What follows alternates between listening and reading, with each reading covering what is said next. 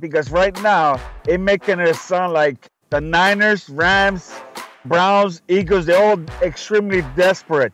The only team that was crazy enough to give a fortune of draft picks was the Rams. And that's crazy. Because me, in my eyes, they're not really a top 100% quarterback. Are you listening? 49ers!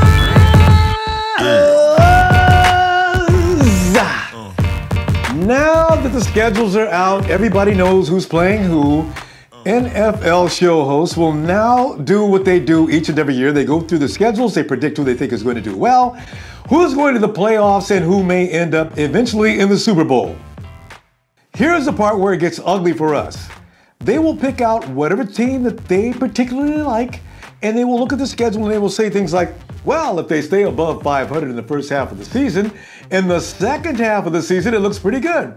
Because all they have to do is deal with the Browns, the Rams, and the 49ers. 3 easy wins.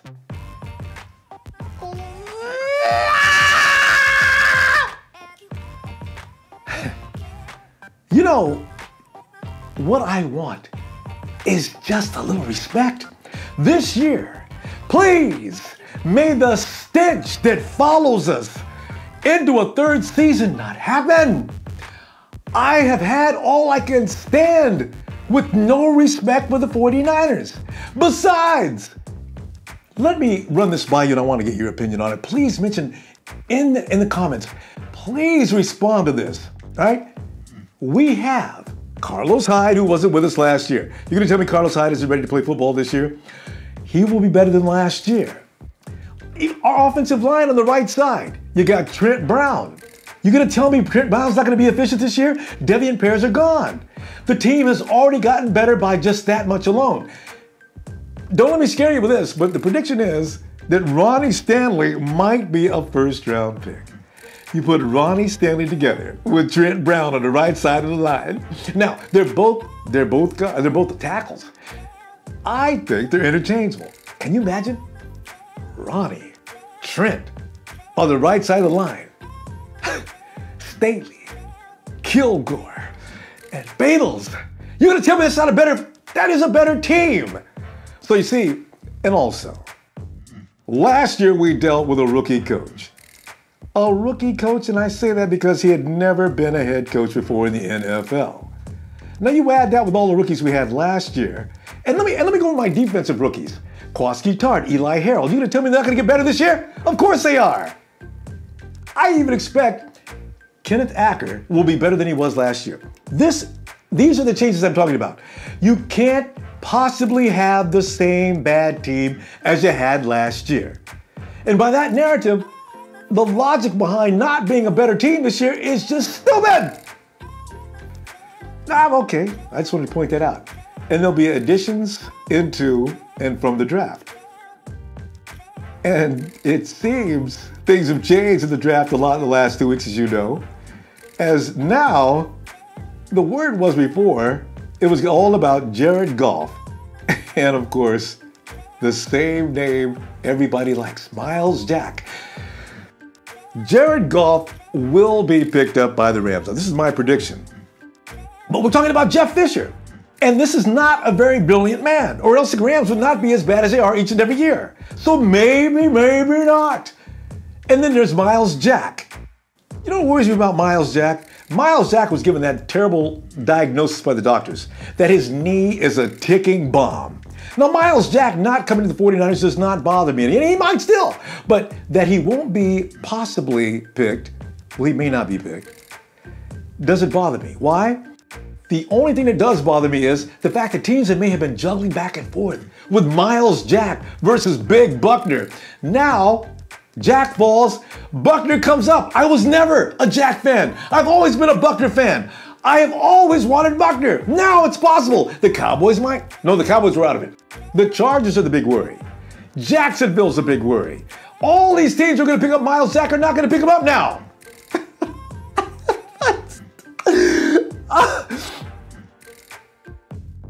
Fate will rule us the nice hand.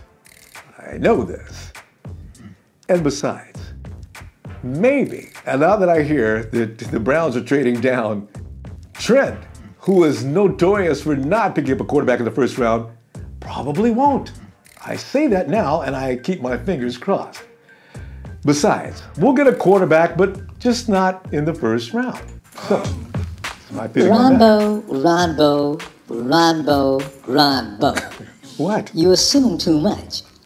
Have you talked with Les Snead? No. That's why I say you don't know what you're talking about. Wentz could still be in play for the Rams. You know how the games go. Since it looks obvious is why most likely it ain't. You do know Chip Kelly met with Jared for the third time the other day, don't you? What does that mean? All I'm saying is don't make me have to help you pull your foot out of your mouth.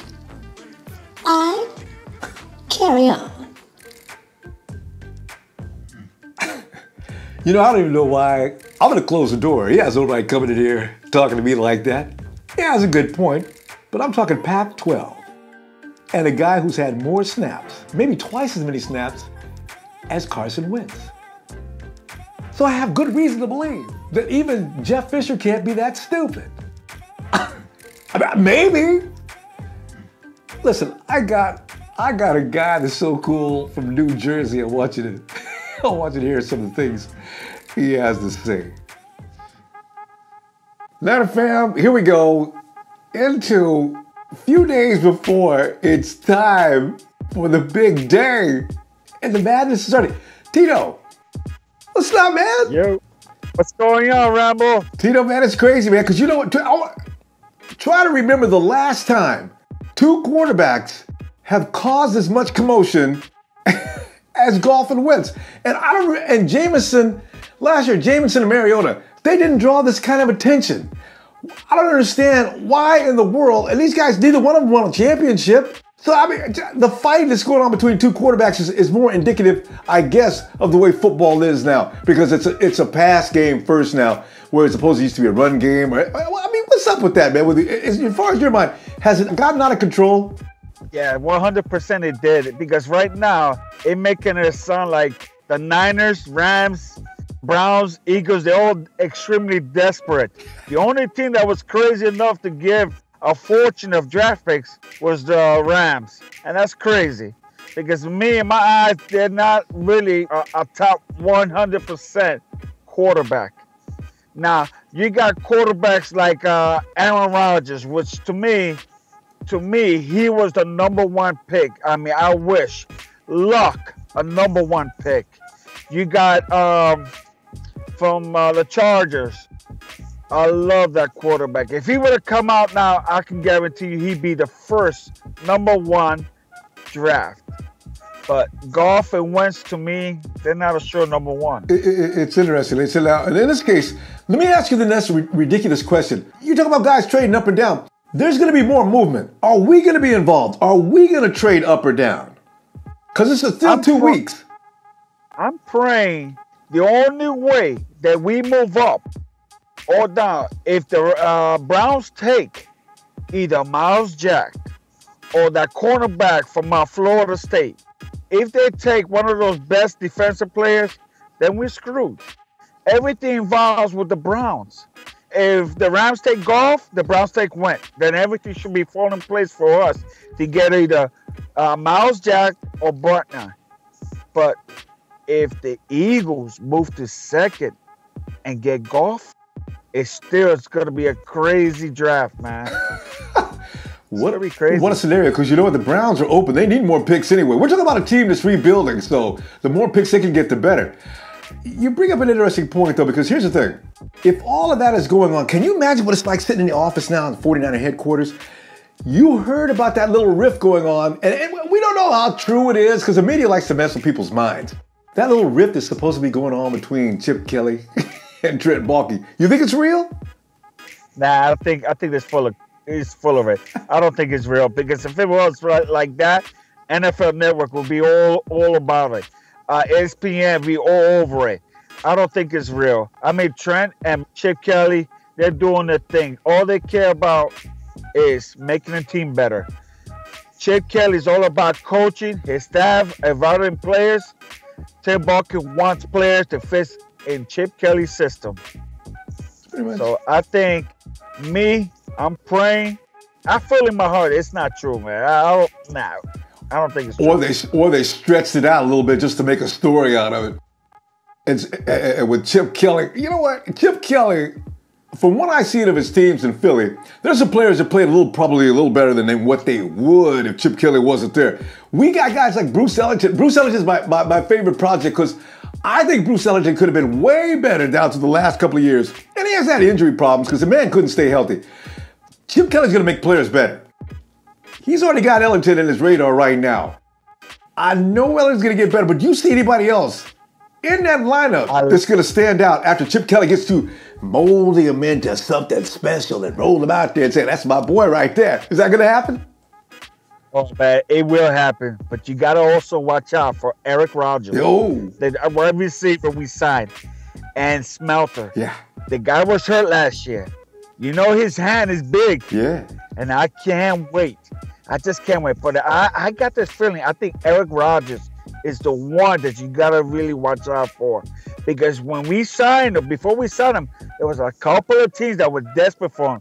He chose the 49ers, which to me, it's a miracle by itself. But he chose the 49ers, and I got this feeling that boy is going to be really big in Chip Kelly's system. I feel it. I just feel it that he's going to be big. He's 6. What is Eric? Is like 6'4", 6'3"? I think he's 6'4". Yeah. So he's going to be your red zone. He's the red zone guy anyway. But going downfield, he's got good speed. He could be a game breaker. Because, see, everybody says we don't have any talent. We got Smelter, but he is not a proven talent yet in the NFL. Of course, he's been out for a year. We got Eric Rodgers, you got Smelter, you got a couple of guys that they haven't even seen yet. And yet they say we still need a number one option. Nah, I don't think we need a number one. Right now, we have it. We haven't seen it. You got to remember, in Chip Kelly's system, he makes everybody look great. I mean, those receivers, it's just almost like a timing route, like Bill Walsh had. You go, throw the ball, you got to be in a certain area and a certain time. With Chip Kelly's system, watch out for Eric Rodgers. You got to watch out for Ellington. And now I can guarantee you that we're going to be seeing our office either be in the top 5. And also Haynes. Haynes? Go ahead about Haynes. Haynes, either a tight end or a running back. He can catch the ball. But if they use him like in tight end, like you was talking about last time, oh my God. You're talking about a crazy speed, hard to tackle, because, man, he will run you over just like Carlos Hyde. Oh, my God, I can't wait. Or run around you. Before you know he's gone. You just see him. Now you see him. Now you don't. Well, Tito, but let me give you the 3, 2, 1, because I know the man is ready. Oh, yeah. 3, 2, 1. Niners! For life, baby. Go Niners! Peace, Rambo. All right. Thank you, Tito. See you online. Oh, and let me congratulate you for your efforts into making the front office do what we want them to do, which is to make the 49er team a better team. Ticket sales are down across the board, including those luxury boxes that I know Jen is very proud of with his Silicon Valley buddies bringing him in and showing off. And that'll work better than anything else we can do. And I say that because I'm pretty sure that Jed's going to put an end to those planes flying over the stadium during the course of the game, dragging Jed's name behind it through the mud. Jed, if he hasn't done it already, it's probably declared the Levi Stadium area a no-fly zone during the course of the games. Planes can actually get shot down flying across the stadium during game time. 49er Empire meeting coming up this weekend. You'll find all the instructions on the Ronbo Sports app, and it's free. If you haven't got the app, check the App Store or the Google Play Store. Or, as per usual, I'll be posting all the instructions on Facebook, the Ronbo Sports fan page. And an hour or so before the game, of course, Twitter, Instagram, you'll see instructions. Please hit like if you do, share, and subscribe. I hope to see you Sunday. 7, 6, 5, 4, 3, 2, 1. Secrets.